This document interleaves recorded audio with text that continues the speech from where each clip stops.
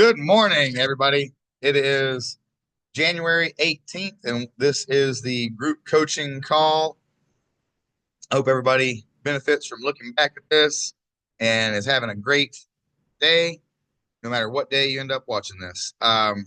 Today, we're going to be having a short lecture on just handling things in life as they come up, sort of rolling with the punches, so to speak. So, whenever we structure our training, we're always trying to account for realistic life considerations too. And whenever you make your program, or when you, in the case of anybody that's listening to this, whenever you talk to me and I make your program for you, one of the things that we'll discuss is how often can you lift? What days of the week work best for you? How much time do you have to put into it? Things like that, so that you can realistically plan within the resources that you have. Um, it's a lot harder to plan in a way that you know you're going to execute it if you try to do this perfect plan that was in a magazine, or you're trying to copy some professional athlete who that's all they have to do all day. Um, some people uh, do really well with that kind of structure where every moment of their life is planned out like that. Most people work a little bit better whenever they have stuff structured where it's more feasible and they can get some extra credit if that opportunity presents itself too. So most of the people listening to this are not pro athletes. Most people are doing this because it's really fun and they love it. And some of the people that are working with me, they are pro athletes. And at the end of the day, though, the same thing comes becomes true. So whether you're one of my pro athletes and you're traveling between different cities, you've been on 3 or 4 flights in the last week, and you've been in 3 or 4 different cities. Maybe you've played 2 or 3 games already that week. Probably going to run you into the ground if we also find time to work in 3 to 4 heavy lifting sessions that week. Just like during the holidays, the average person, even if you have a good holiday season, stress is stress. And so when we try to objectify that stress, then we actually see that in the average holiday season, you take on a fourth of the stress of losing the family member that's closest to you every single year. And that's if you don't have anxiety issues. That's if you don't have any type of other issues that may exacerbate or change how you process anxiety and stress. The average stress load every holiday season, like I said, is a quarter of losing the closest person to you. So when we're thinking about training around the holiday times, when we're thinking about training around travel, stuff like that, then it's important to realize that the body reads stress as stress. And so that if we want the best outcome possible, we probably will change things just a little bit. And it's really hard sometimes, especially when people have really high work ethic. It's really hard for them to relax and not be hard on themselves sometimes whenever they make those reasonable adjustments. It's really hard to not feel lazy when you looked at the program and the program says you got 4 sets of warm up squats, and then after that you've got 4 heavy sets of 6 or something like that. Maybe you get there and you get through that first heavy set of 6 and you're like, I'm pretty toasted. And so the next set, maybe you just do 5 to 8 reps and you just push that second set, you let it auto regulate, you skip the last 2 sets. That might be something that you do. Just as a general rule of thumb, just listening to your body is always the best thing. And if I've written out a very long workout for you to do, maybe I didn't know you were going to go on some crazy trip, or maybe we just miscalculated or misestimated um, how much that trip was going to affect you. It's important to realize that all of this stuff is an educated guess. There is no magic 3 sets of 10 or is going to make your muscle look like this. And 5 sets of five is going to make you this strong, and we're going to do a bunch of singles and be ready for this. Everything comes in waves, and everything in biology is cyclical. So you have to think about all of the cumulative additions to those cycles.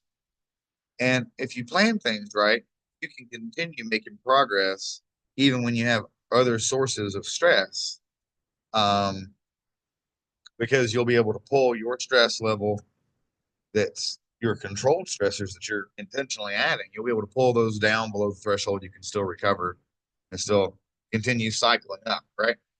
When you think about something spinning around in biology, we usually see it spinning as it trends up or as it trends down.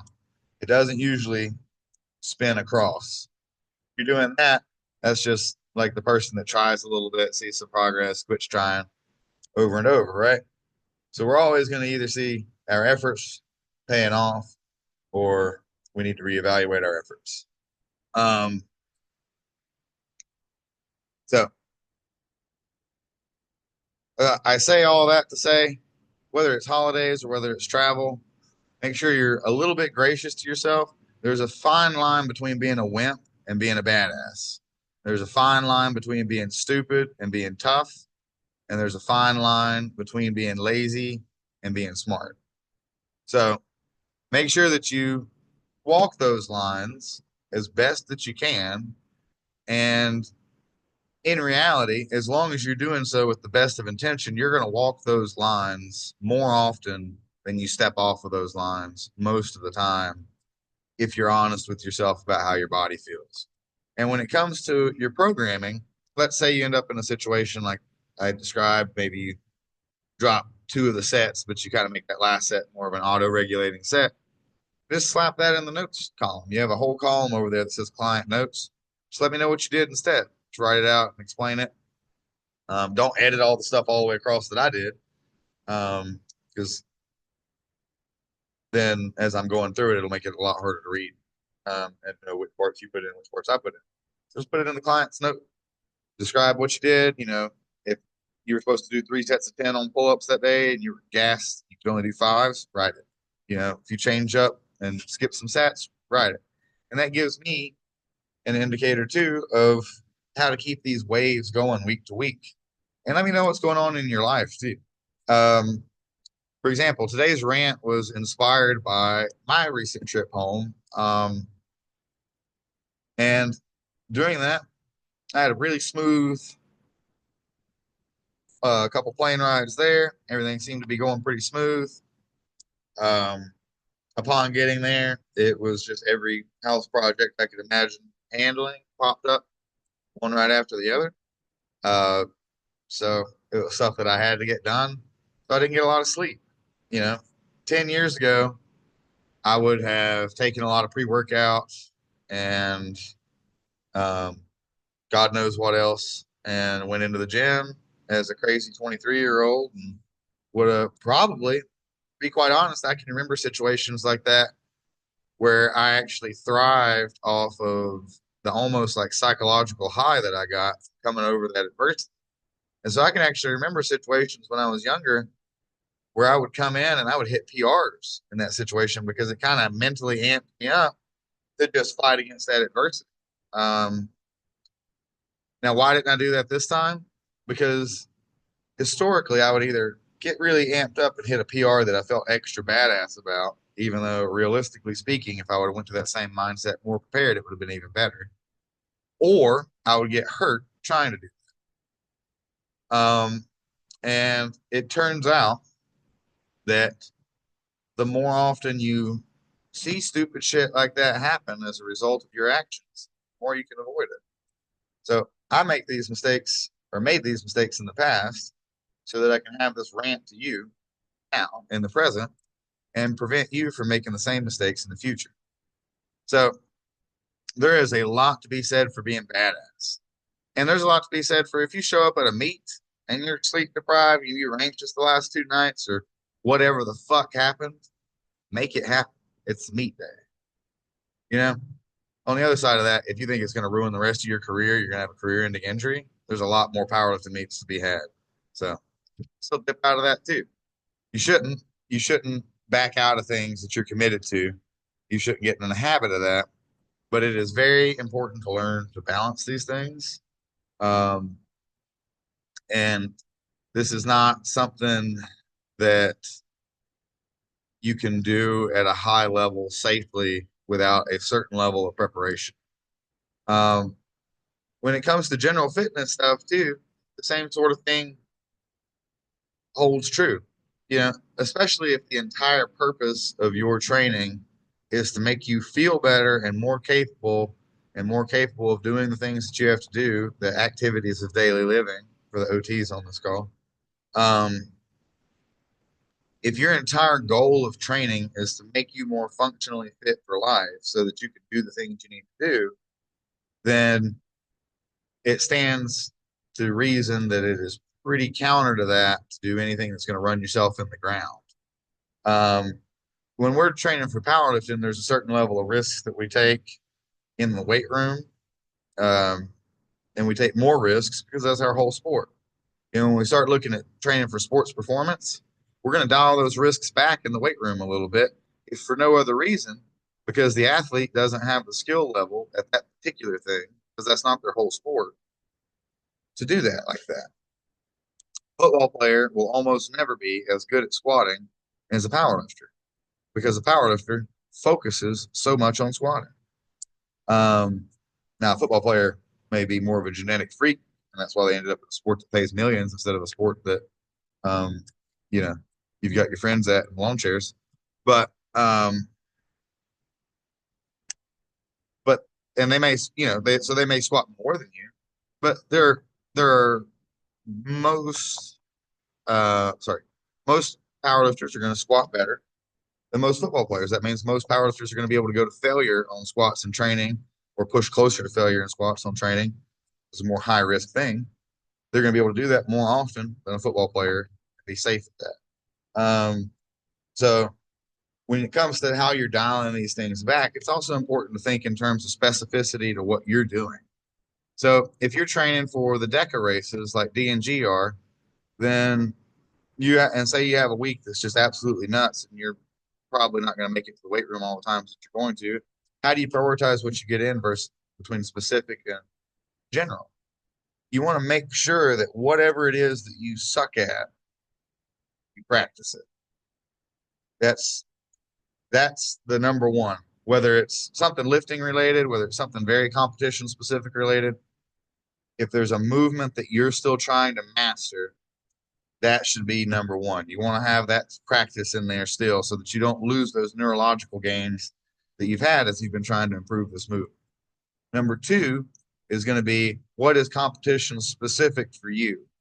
Because again, neurological progress and maintaining the neurological uh, priming that you need to do things right in your chosen sport is number one. That's the quickest way that you're going to improve performance and reduce the chance of injury. And also, if you let those things lag, that's the quickest way you're going to end up in a deficiency with that. You think about how awkward it feels when you haven't thrown a baseball all year if you don't practice anytime between the last game and whenever preseason starts. It feels weird. Go out there and do those things again. Or, I haven't performed long jumps in a long time. Several weeks ago, I was pretty astonished that I was beaten by a 4-year-old on long jumps, and that was pretty terrible. Um, why? It's not because the 4-year-old can produce more force than me. It's because the 4-year-old jumps around all the fucking time. So she is jumping from things as far as she can all day long. It's her thing. Me, I hardly ever jump as far as I can forward. Sometimes I jump up, but normally I don't jump forward because I'm big and I break stuff. So I've never really done a lot of broad jumps because I usually break things. Um, Also, probably a sign that I should do more broad jumps. But my point with this little example is that whatever you suck at or whatever you need to do, those are the things that you need to do because once they become awkward, it's really hard to execute them properly again. And it ends up becoming much more of a big loop. So if it's a week, 2 weeks, and you can basically just get in your practice stuff that week, then it's not really anything too big to stress about. You just use that as a pivot, sort of a deload, and then you're ready to hit a different wave when you get back. Um, but it is really important that you report those things to me because even in my own training here, that is actually going to change. Now, does it need to? Do you have to be this anal with it? No, but if you want the best progress that you can get, especially if you're paying a coach to help you do that, then you definitely want to pass the information along and let me, do my job to the best of my ability to change the training over the next couple of weeks too, because we're going to be at a different part in the wave. It doesn't make sense for me to have a deload in the middle of a wave and come back and pick the wave back up where I left off, um, where I don't have the accumulated fatigue that I planned on going into these different parts of it to leverage those things. So now I'll just start a new wave, nice and fresh, ready to roll. Um, and generally speaking, that's what would happen after a deload. So anytime you end up with an accidental deload because of life, just let me know. We'll keep rolling. Don't stress it too much, but also don't let it happen too often. This is something that it's happened, but even when I was moving up here, I didn't really have a period of time where I didn't train. I didn't train the same, and maybe I didn't train exactly the same right after I got up here because I was still loosening some stuff back up after being in the car a lot. But I sure didn't go the entire trip up here without training. I actually stopped a couple places along the way to train. Um, and that is really important to keep a little bit of activity in. There's no reason that you should ever go a week sedentary because there's so much stuff you can do body weight. And ultimately, it will feel harder when you start trying to do the training again. And it isn't always about moving the big weights, it's just about staying moving too. So if you can't get in and do your heavy barbell squats, then rather than saying, oh, screw it, I can't do the shit that means anything anyway, I'm just going to take the day all the way off. You do what you can with what you have, If all you've got is a little bit of space, then you can still do lunges and hip thrusts and frog jumps and box jumps if you got something to jump on and all kinds of other stuff, right? So you can always get it done. It doesn't always have to be exactly as planned, but that's why I'm here. So have a great day, guys. Hope this was helpful for you. Hopefully alleviated a little bit of guilt if you are feeling, guilty for missing something. Hopefully it also uh, illuminated how to move forward from things like that as opposed to just feeling stuck or stagnant or like you messed up and now you're trying to make up lost ground. It doesn't have to be conceptualized like that, and it really shouldn't be. You should be trying to think of it as slingshotting around people in the turns. Um, that's what deloads really should be. If you do them right, is it should be a slingshot around, right? It's not a little break and a back off. It's not these other things that people think that it is. It's not taking your weight all the way down and not doing anything that whole week either. Deload week, you're still active. So get out there, do some stuff. Don't stress out. Do the best you can. Out.